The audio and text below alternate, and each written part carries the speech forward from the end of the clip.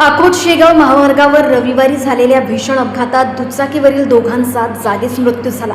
हा अपघात अंदुरा आणि कारंजा रमजानपूर या गावांच्या दरम्यान घडला। मिळालेल्या माहितीनुसार शेगावहून अकोटकडे येत असलेली दुचाकी आणि अकोटहून जात असलेली एसटी बस यांची समोरासमोर जोरदार धडक झाली।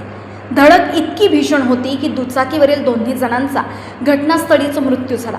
मृत व्यक्ती मूर्तिवाशी परिसरातील अकोट येथील रहिवासी असल्याची प्राथमिक माहिती आहे। ते आपल्या घरी परतत असताना ही दुर्दैवी घटना घडली। स्थानिक नागरिकांच्या मते महामार्गाच्या मध्यभागी रस्त्यावर मोठ्या प्रमाणात गवत आणि झुडपं वाढली असून अनेक ठिकाणी रस्त्याला भेगा पडल्या। त्यामुळे वाहन चालकांना समोरील वाहने दिसण्यात अडचण निर्माण होत असून अपघाताची शक्यता वाढते आहे। या मार्गावर यापूर्वीही अनेक अपघात घडले असून प्रशासनाने याकडे गांभीर्याने लक्ष देण्याची मागणी नागरिकांकडून होते आहे।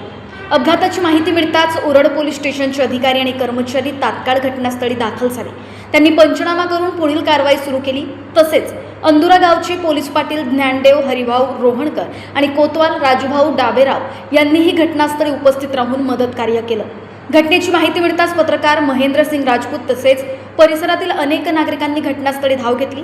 अपघातातील मृतदेह पुढील चौकशी आणि वैद्यकीय तसेच कायदेशीर प्रक्रियेसाठी अकोला शासकीय वैद्यकीय महाविद्यालय येथे पाठवण्यात आला आहे। या दुर्घटनेमुळे परिसरात हळहळ व्यक्त होत असून महामार्गावरील धोकादायक स्थिती तातडीने सुधारण्याची मागणी नागरिकांकडून करण्यात येते आहे।